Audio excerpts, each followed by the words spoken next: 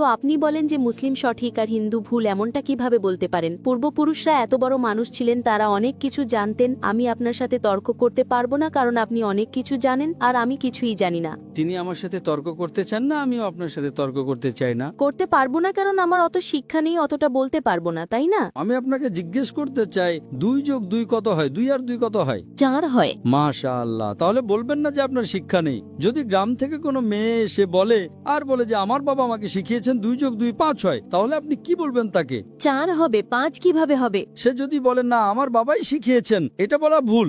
দুটোর মধ্যে অনুসন্ধান করতে হবে কোনটা সঠিক, সেটার উপরে আমল করি। যেহেতু খোদা আপনাকে জ্ঞান দিয়েছেন, বুদ্ধি দিয়েছেন, আপনার দায়িত্ব হলো তাকে বলবেন, বোন 2 যোগ 2 5 নয়, 2 যোগ 2 4 হয়। একইভাবে যদি কারো বাবা মা তাকে ভুল শিখিয়ে থাকেন যে মূর্তি পূজা করতে হবে, অথচ হিন্দু ধর্মগ্রন্থে বলা হয়েছে মূর্তি পূজা ভুল, তাহলে যার কাছে জ্ঞান আছে, আমি একজন ছাত্র, ইসলাম অনেক ধর্মের, তো যেহেতু আমার জ্ঞান আছে, আমি অবশ্যই সেসব লোকদের বলবো যারা ভুল বলছে সঠিক জিনিসটা অনুসরণ করুন। আমি আপনার সাথে বিতর্ক করব না, কিন্তু যারা জ্ঞানী লোক হিন্দু ধর্মের, খ্রিস্টান ধর্মের, ঈসাই ধর্মের, এটাকে বলে ডায়ালগ। আমি স্টুডেন্ট আর তারা পিএইচডি ডক্টর। আমি মেডিকেলের ডক্টর, ধর্মের ডক্টর নই। তাদের সাথে সংলাপ করি, আলোচনা করি, বিতর্ক করি। আমি যদি ভুল হই, আপনি আমাকে প্রমাণ করুন যে আমি যা বলছি তা ভুল, আমার ধর্ম ভুল, আমি আপনার ধর্ম গ্রহণ করতে প্রস্তুত আছি। Open challenge.